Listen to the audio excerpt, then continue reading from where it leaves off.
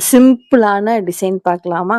2 1/2க்கு 2 1/2 inch piece வந்து எடுத்துக்கோங்க. முடிஞ்ச வரைக்கும் கான்ட்ராஸ்ட் எடுத்துக்கோங்க. முக்கோணமா மடிச்சுட்டு, மேல இருக்கிற பார்ட்டையும், கீழ இருக்க பார்ட்டையும் நடுவுல வச்சுட்டு, உள் பக்கமா மடிச்சீங்க அப்படின்னா, சின்னதா ஒரு முக்கோணம் கிடைக்கும். நான் மறுபடியும் மடிச்சு காட்டுறேன். இதே மாரி மடிச்சுட்டு, பிசிறு இருக்க பக்கம் தையல் போட்டு எடுத்துக்கோங்க. ஸ்லீவ்ல சென்டர் மார்க் பண்ணிட்டு, மேல 2 இன்ச் மார்க், அதுக்கப்புறம் எல்லாமே 1 1/2 1 1/2 இந்த இடத்த கரெக்ட்டா மார்க் பண்ணிட்டு, நம்ம தைச்ச பீஸ எடுத்து, கரெக்ட்டா அந்த லைன்ல வச்சு தைச்சுட்டு வரணும்.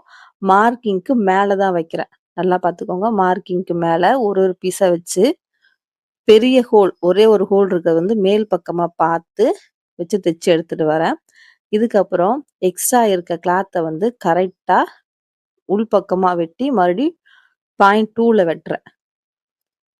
இந்த மாரி வெட்டும்போது தான் பிசிறு வந்து வெளிய தெரியாது. வெட்டுனதுக்கு அப்புறம் ஸ்லீவ அப்படியே ஒரு சைடா போட்டுட்டு, ராங் சைடுல நம்ம போட்ட தையல் மேலேயே ஒரு தையல் போட்டோம்னா, இந்த டிசைன் வந்து ஃபினிஷ் ஆயிடும். ரொம்ப ரொம்ப சிம்பிளான டிசைன் தான். கான்ட்ராஸ்ட் கலர்ல தையுங்க. ரூ. 450 வரைக்குமே சார்ஜ் பண்ணி வாங்கலாம். 1/4 இன்ச் போல 1/2 இன்ச் தான் வரும். இதுக்கப்புறம் இந்த டிசைன மேல் பக்கமா லைட்டா அழுத்துனீங்க அப்படின்னா, நடுவுல வி மாரி ஃபார்ம் ஆகும். 2 2 பீடு வச்சு கம்ப்ளீட் பண்ணி எடுத்துக்கோங்க.